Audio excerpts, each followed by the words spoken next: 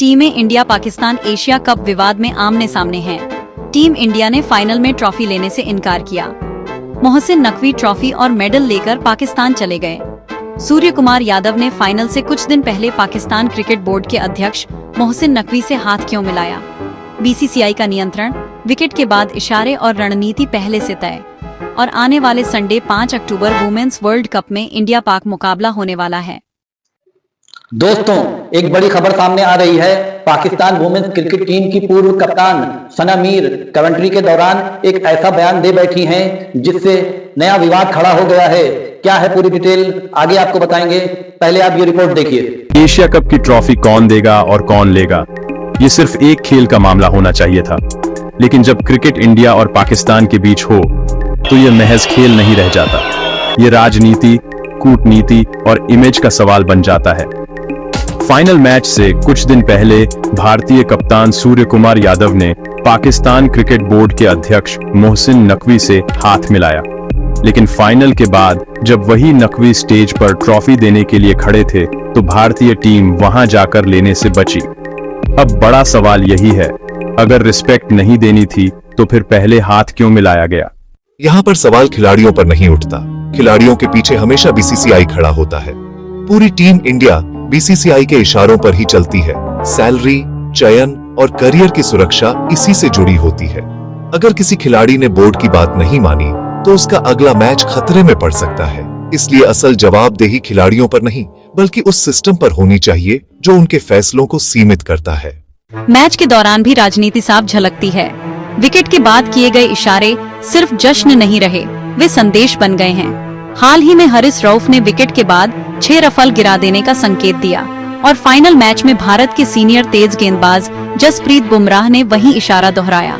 ये दिखाता है कि मैदान पर हो रही हर हरकत, इशारे, सेलिब्रेशन, जवाबी इशारे केवल खेल की भाषा नहीं बल्कि संगठित पैटर्न और संदेश भी हैं, जिन्हें दर्शक और मीडिया राजनीतिक संदर्भ में पढ़ते हैं। तो असली सवाल यह है, क्या ये सब महज खेल है या फिर इसके जरिए हमारी राजनीति और मीडिया हमारी निगाहें असली मुद्दों से भटका रहे हैं? क्या कैमरों की चमक सच को ढक देती है? शोर बढ़े तो सुनाई क्या देता है? मोहसिन नकवी द्वारा ट्रॉफी और मेडल लेकर चले जाने की घटना और उस पर बीसीसीआई की प्रतिक्रिया, इसे आप एक छोटी जीत कह सकते हैं, पर मतलब गहरा है। ये खेल के बाहर की चालों का इशारा भी है, जहां खबरें दौड़ती हैं, बहसें भड़कती हैं और कहानी का फ्रेम बदल दिया जाता है। फाइनल में पाकिस्तान को हराकर खुशी का पल मिला। झंडे, नारों और मुस्कुराहटों के बीच यह जीत हमारी है, पर वही खुशी कब बड़ी तस्वीर को छिपा दे, ये समझना जरूरी है।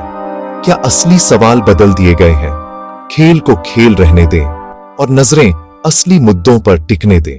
भोली भाली जनता इन तमाम शोर शराबों में उलझी रहेगी, जबकि असली मुद्दे, महंगाई, बेरोजगारी और अन्य सामाजिक आर्थिक चुनौतियां पीछे छूट जाएंगी। इसलिए निष्कर्ष स्पष्ट है, प्रश्न खिलाड़ियों पर नहीं बल्कि उस सिस्टम और मीडिया स्ट्रेटेजी पर होना चाहिए जो जनता का ध्यान दिशा निर्देशित करके असली समस्याओं से हटाती है। तो दोस्तों, अब आते हैं सना मीर की कंट्रोवर्सी पे। तो बेसिकली कंट्रोवर्सी क्या है, वो ये है कि आपको पता ही होगा कि T20 वुमेन्स वर्ल्ड कप चल रहा है। तो पाकिस्तान का मैच था बांग्लादेश से। उस मैच के दरमियान सना मीर, जो कि पाकिस्तान की कमेंटेटर पैनल में से हैं, उन्हीं ने कमेंट्री के दौरान एक बयान दिया था। मतलब एक खिलाड़ी की डिटेल बता रही थी और वो खिलाड़ी थी पाकिस्तान की बैट्समैन नतालिया परवेज़। तो नतालिया परवेज़ के बारे में बताते बताते उन्हीं ने बोला कि नतालिया परवेज़ आज़ाद कश्मीर से आती हैं और उनको अपने अधिकतर मैच लाहौर आके खेलना पड़ता था और बहुत मेहनत करी है उन्होंने, नतालिया परवेज़ ने, पर उन्होंने आज़ाद कश्मीर बोला। इंडिया में उस बयान को लेके बहुत ज़्यादा विवाद बढ़ गया है। दोस्तों, विवाद बढ़ता देख सना मीर खुद सामने आई हैं। उन्होंने ट्विटर एक्स पर एक पोस्ट डाला है। उन्होंने कहा है, हमने नतालिया परवेज़ की जो भी जानकारी शेयर करी थी कमेंटेटरी के दौरान, वो हमने ESPN की वेबसाइट से शेयर करी थी और ये जो ESPN की वेबसाइट है वो ICC की ऑफिशियल वेबसाइट है। ICC जो प्लेयर्स की डिटेल या हिस्ट्री होती है वो वहीं पर शेयर करते हैं।